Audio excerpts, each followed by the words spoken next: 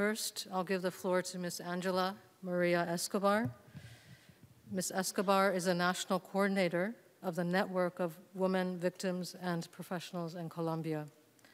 This organization was created by victims of sexual violence and is supported by women and men with the aim to promote the empowerment of women victims of sexual violence. She is a victim of sexual violence by the paramilitaries and is now a defender of women's rights. Ms. Escobar was a member of the victims delegation to the peace negotiations in Colombia and played a crucial role in ensuring the inclusion of provisions on accountability for sexual violence in the peace agreement. I give the floor now to Ms. Escobar.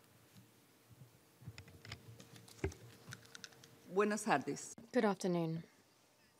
I would like to express my thanks to the Office of the SRSG on Sexual Violence in Armed Conflict for the invitation to participate in this event, which celebrates the beginning of her mandate and the achievements in the last 10 years. It's also an occasion to identify the challenges that we are trying to overcome to not only prevent this crime, but also, and above all, prevent wars, because these wars, as an exercise of power, always lead to the worst practices of people, particularly men, who make up the majority of combatants. It's also a special day for victims, and we are a part of them as well, because after all these years of meetings and work, we were able to establish a global fund for victims and survivors of sexual violence. That was an achievement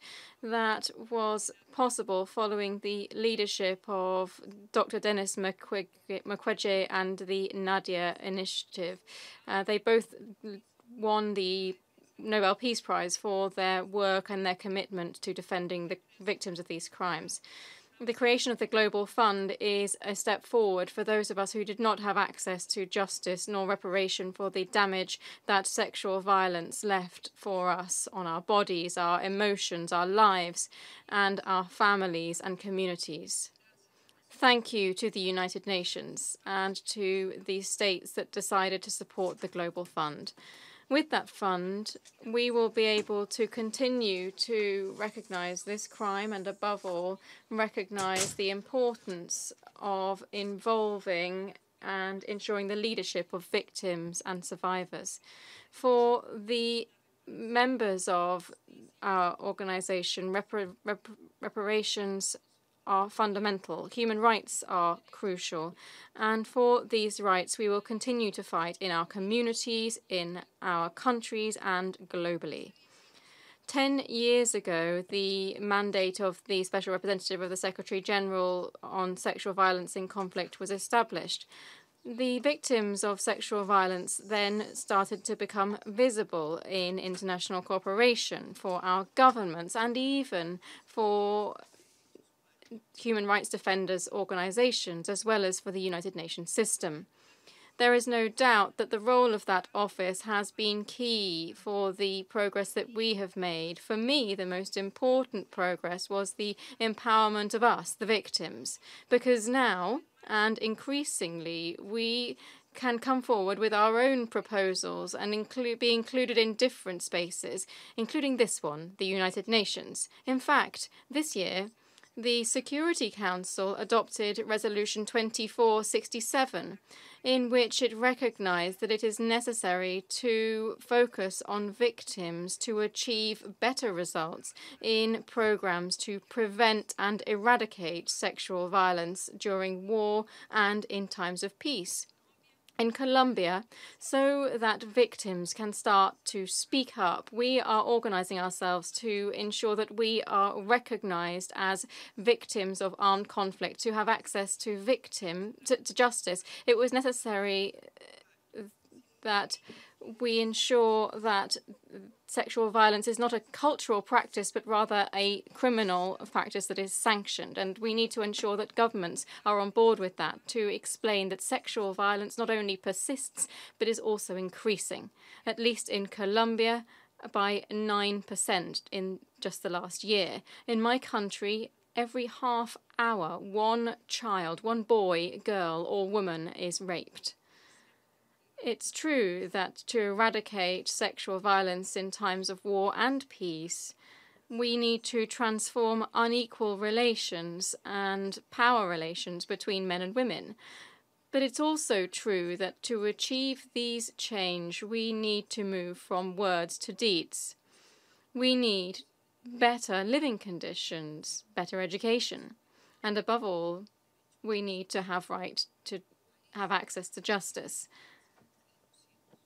In my country, we need to allow victims to speak up, and many of us have done that. But what for? Impunity in cases of sexual violence is almost at 94%. Victims understand that there is no justice because this is a crime that above all affects girls and women. In the network of women victims and professionals, we have created a model for collective complaints with the support of the international community, particularly the British government. And with this model, since 2013 to date, we have managed to support 1,298 victims of sexual violence in armed conflict to complain before the authorities. None of those cases has led to a conviction. And this reflects the fact that our rights and our contribution to society continue to be undervalued. For this reason, discrimination and violence against girls and women persists. We want to change all of this with the peace process.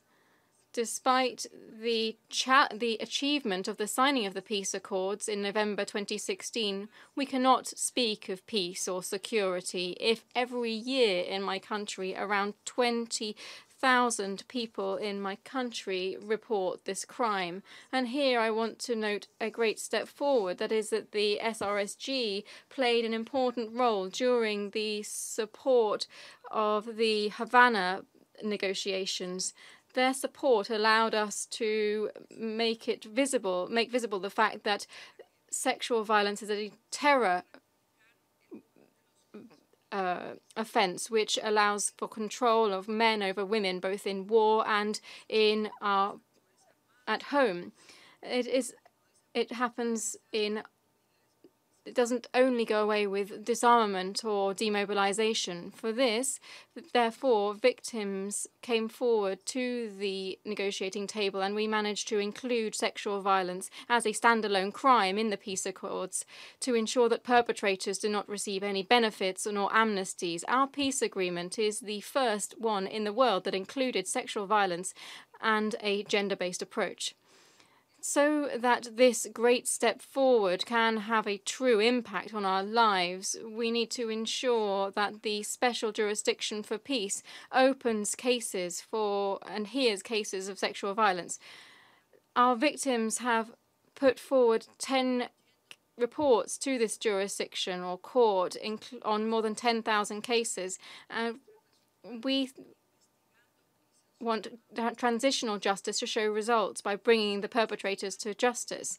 Transitional justice is also an opportunity to propose measures that would guarantee non-repetition, and above all, we hope that this justice will guarantee us the right to holistic reparation, so that this progress becomes a real alternative for justice.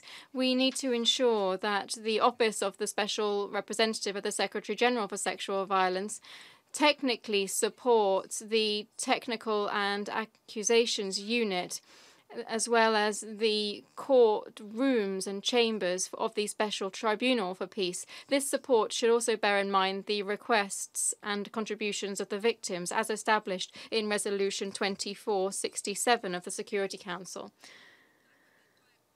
Appropriate consideration of sexual violence in transitional justice would be an important step forward to bring an end to the use of sexual violence as a mechanism to maintain the subordination and humiliation of women and children. Victims, through our empowerment and leadership, have not only managed to face up to stigmatization and come and find other victims who can also see us as an example. We've also become defenders of the rights of women and children. However, as you know, defending peace, victims' rights, human rights, or simply being a community or social leader has always generated risks. Since the signing of the peace accords to date, more than 700 human rights defenders and leaders have been murdered. 98 of the victims were women. Despite that painful situation, I want to say that in my country, it's not the same, because now these murders have led to a level of national recognition and a general sense of understanding. That's not enough, though. The Colombian state need to make sufficient action to protect human rights defenders. The Security Council and the SRSG for sexual violence, in their role as a verifier of the implementation of the final agreement, can also play a very important role in this matter, including the voices of victims and in particular the voices of the victims of sexual violence. Victims are well aware that we can count on you and you can count on us. Thank you very much.